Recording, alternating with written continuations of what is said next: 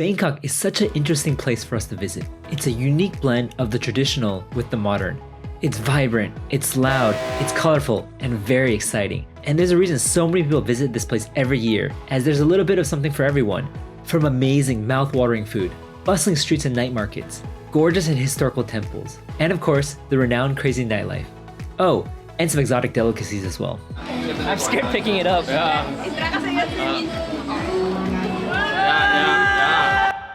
So we have just arrived in Bangkok and just checked into our hotel, and we found ourselves at none other than the world-famous Khao San Road. And we are absolutely starving right now, so time to go find some food here. There's so many street food stalls here. We're gonna first start with one of these sit-down restaurants to get a little bit more of a proper meal. We dropped by a random restaurant in the street and we ordered something on the menu which is we think it's safe. So let's see how it tastes. Oh my god, I'm so hungry. I can't wait to taste the very, very authentic Tom Yum Goong right now. It tastes so good. Oh, I like the taste. It surprised me it's not spicy at all. Look at the shrimp, so many shrimps. I never have Tom Yum Goong have that many shrimp in Tokyo. I don't know if I'd say this is the top quality food or not, but we're so hungry and it's very delicious and it's such a fun, lively environment. Now time to find some street food. I think the theme of this trip is definitely going to be a lot smaller meals, but more meals, because there's so many delicious foods here that we want to try. Time to try out this pork skewer. It's very tasty and savory, and only 20 baht. What is that? Less than $1 for the skewer. I can smell wheat everywhere in the street. I guess it's legal here, so many shops are selling wheat here. It's definitely one of the liveliest areas of Thailand. It isn't a very long street, but it's so packed with all these different stores and bars and restaurants and street food stalls. It's like sensory overload. This is definitely one of the more famous stands here, or infamous stands here on Khao San Road. They're selling all these insects over here. Definitely seen videos of these online. There's no way I'm gonna try this. It's a little too scary for me. Oh, you got like spiders, full-on tarantulas, and I guess the more famous scorpions that you'll see. They even have a snake on a skewer here. Oh my God. I've heard that locals actually don't eat this, but it's mostly for the tourists. All right, that's enough excitement from here at Khao San Road. Time to head back to our hotel, rest up, and get ready for a couple more exciting days here in Bangkok. We can't come to Thailand without eating Thailand's famous national dish, Pad Thai. And our hotel actually recommended us the best Pad Thai in Bangkok. And so we're here right now at Thip Samai, which we're gonna hopefully enjoy an amazing lunch. Apparently this is quite a popular restaurant, but we're here at 11 o'clock, so slightly before lunchtime, and we were able to get a seat without waiting at all. We're adding an order for a small bottle of the orange juice because I researched on the internet. Everybody recommended have the orange juice here, so let's taste it. It's very fresh. Oh, so lucky we have ordered this. We also got the Pad Thai spring rolls as an appetizer before the actual Pad Thai comes. It tastes very sweet, but I like it. Pad Thai's here. It's a little bit spicy, a little bit sour, mixed together, and a lot of garlic. I can tell why it's the best in town because I like it. Shall we try the shrimp? Very big. Very big shrimp. The shrimp is so big, it's a little hard to just use my chopsticks, but here we go. I feel like I'm not eating this right.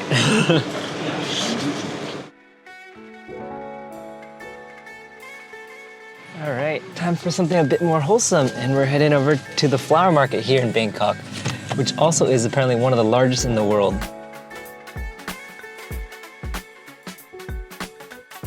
So we arrived at the biggest flowers market in Bangkok. It took us a while to find the entrance, but now we found the entrance, and then let's go to see what they have inside. It smells so fresh, so good, so many flowers. This place is so big, and apparently this place is mostly for wholesale use and less for people and tourists like us. But I think there's still some flowers you can still buy if you want to buy a couple flowers for your own personal use. I bought a flower bracelet, but I'm not sure if my hand is small enough to put it. I hope I don't break it. Yay! As I mentioned earlier, the market is mostly for local use, and it was actually quite interesting for us to walk through and see basically the locals go about their own business, even though tourists like us and other tourists were just walking around and taking photos of them. Just a couple-minute walk from the flower market are where a bunch of Bangkok's famous temples are, and since we're so close, it'd be a shame for us to not go and visit these famous temples. So, first one we're gonna go visit is Wat Pho, which is famous for the reclining Buddha. One thing to point out before entering the temples is there is a clothing etiquette. So to be respectful, generally they ask you to cover both your shoulders as well as your knees. So I'm wearing long pants today, Didi's wearing a sweater, and so I think we should be good to go in. This is a fairly large complex with a bunch of beautiful, colorful stupas or chetties. First order of business, to try and find the big reclining Buddha. Remember, shoes off before going inside most of these temples.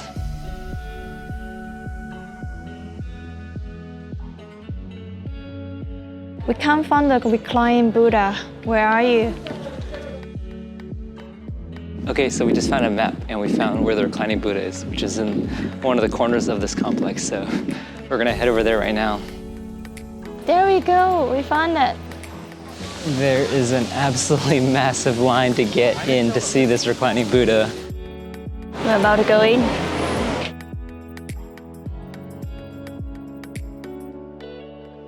The mini version. We've definitely come during the peak of the day and there's so many people here. So if you do want to come here and want to avoid the crowds, definitely recommend coming here in the early mornings. This whole complex is quite large and there's so many places to explore and great photo opportunities everywhere. So definitely recommend also just taking your time and slowly enjoying all that this place has to offer. And so after exploring Wat Pho, we're gonna go next door to visit the even more spectacular Grand Palace. If you wear short pants, they will stop you. Don't worry, you can buy long pants over there. There's a bunch of shops selling long pants there.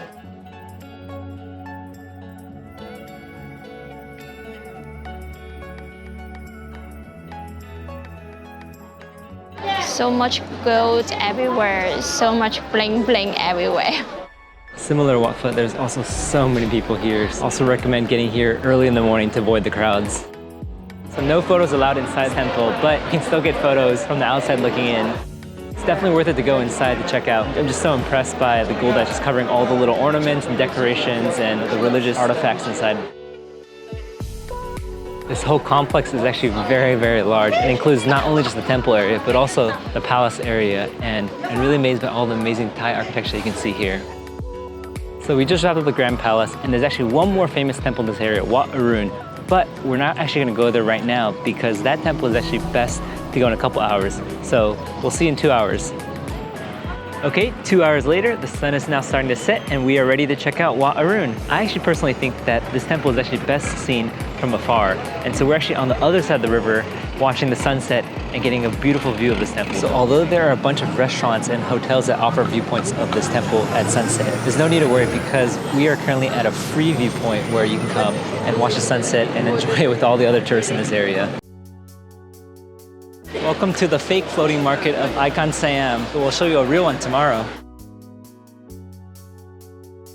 We just got our cruise tickets for tonight, which will be departing from the Iconsiam pier. And I've heard that Iconsiam is a very, very cool mall, but unfortunately we don't have the time because our taxi ended up taking over an hour to get here in the heavy traffic. So we'll just have to enjoy a luxury cruise along the river that flows through Bangkok tonight. Finally boarding. Our table is on the rooftop, so time to go up. Wow. From the cruise's top deck, we couldn't ask for a better way to see a unique side of Bangkok. For a couple hours as we drifted up and down the Chao Phraya River, we ate to our heart's content with a delicious buffet and saw Bangkok's skyline including all the famous temples lit up at night. And finally we wrapped up the night with some dancing to the ship's very own live band.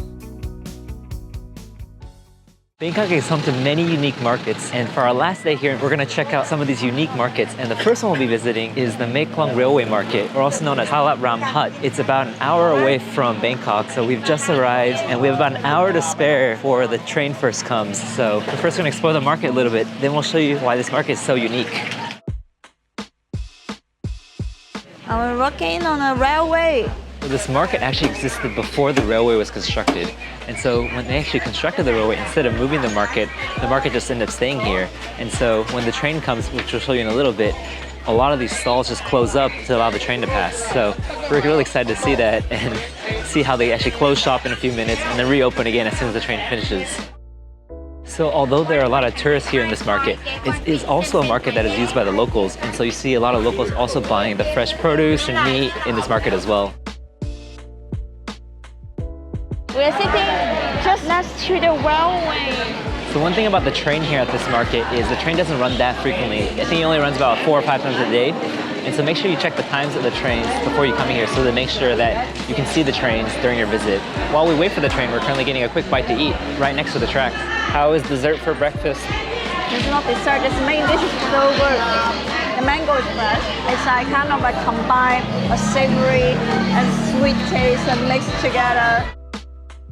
We found a spot here next to the railway inside the market. I'm waiting for the train to come, but like it's 11 o'clock already. I guess the train is not that punctual.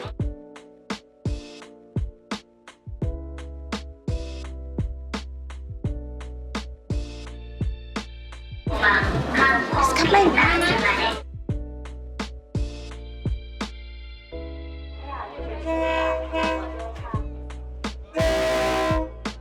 Oh my god. Super close, it looks like a dangerous.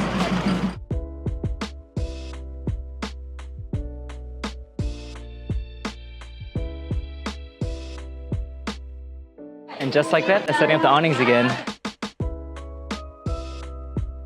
So the train actually takes up most of the market, and so to be safe, there's actually a red line on the ground that you need to stand behind, and you basically are pressing up right against the wall in the markets to avoid the train. But it's moving really slowly, so you definitely have time to get out of the way and be safe. So we just finished exploring the railway market, and so next, we're actually going to the most famous market here in Bangkok, which is the floating market called Dam Nuan Sudak. Next stop, the floating market.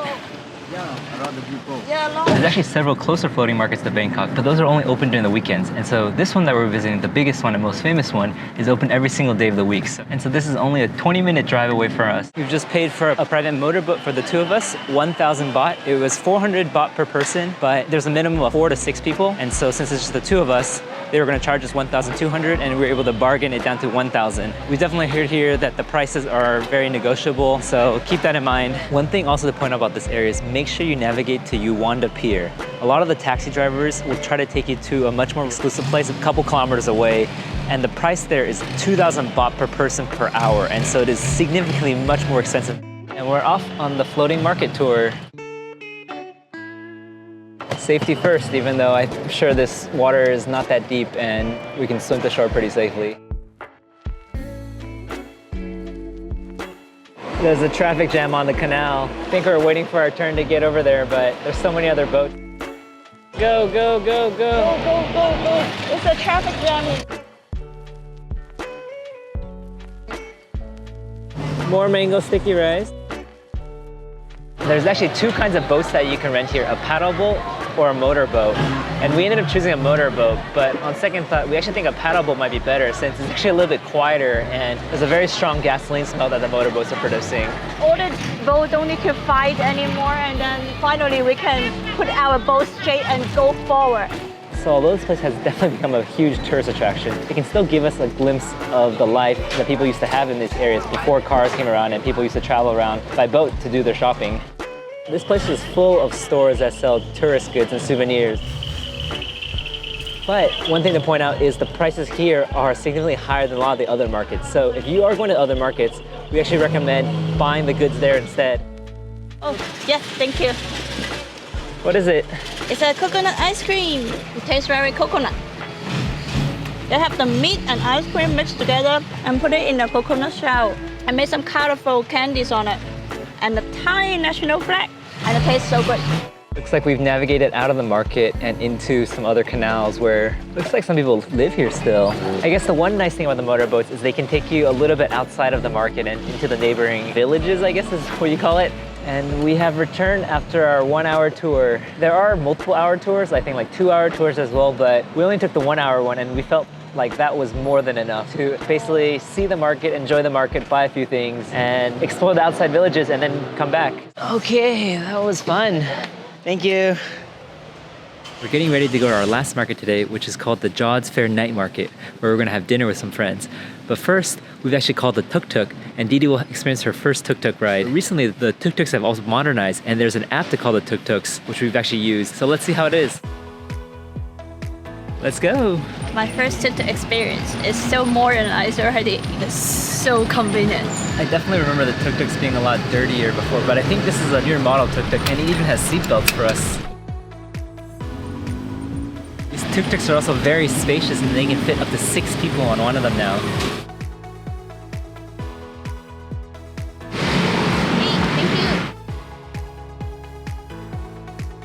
Welcome to the Jodd Fairs Market. We have arrived. We're at Jodd Fairs Night Market, and the thing to do here is to get pork spine. They stack it up real high. It's spicy, sour, and you tear it apart with your hands. Follow the sign for the food. So this place is called Lang Sap, and they have seating over here, over there, over there. So they bought out many booths because it is the thing to get here. How is it? Alright, I'll take it apart so that it can kind of soak in the sauce a bit. Alright, so how these bones work is some of them break this way, right? So you can crack them, and then you got the tendon inside. You can start eat these tendons. Yeah. You see how this one broke this way? The next one is gonna bend the other way to break, like this. And then this one will break this way. Hold on. Alright, no, I guess it still broke the other way. Spicy a little bit, but I like it. This dish is very large. A large portion of the dish is actually used up by the bones. It's spicy, but you want more. And that's the last bone. We did it, guys. So good. I think our mouths are all so red from all the spices. Look at How red is it? Is it red? Yeah, that's better. Yours is a little red. A little bit. Davis was red. Yeah, I'm a real messy eater. Oh my god, that's so delicious. So what's next, guys? Durian smoothies. Wow. So many interesting food options. You have a conveyor belt hot pot over here. I like this fair much better than the Khao San one because it's so much cleaner. I've never had durian before, so I don't know if this really counts because it's durian in the shape of a smoothie, but here we go. Oh. It's kind of stinky. It's stinky, but it has the sweetness of the smoothie to balance it out. I don't know if I'm a fan. Sorry. Look at that, it's bigger than my arm. I've tried all of these insects. Last time I was here, I asked for a little bit of each, and for sure the best one are these big maggots. This one. This one is the best by far. It soaks up the oil and the pepper, and then they add a little like lemon zest on top. Solid. I chickened out earlier at Khao San Road, but here we go. Oh man. Go for that one. I'm kind of scared. I'm really scared. I'm scared picking it up. Yeah.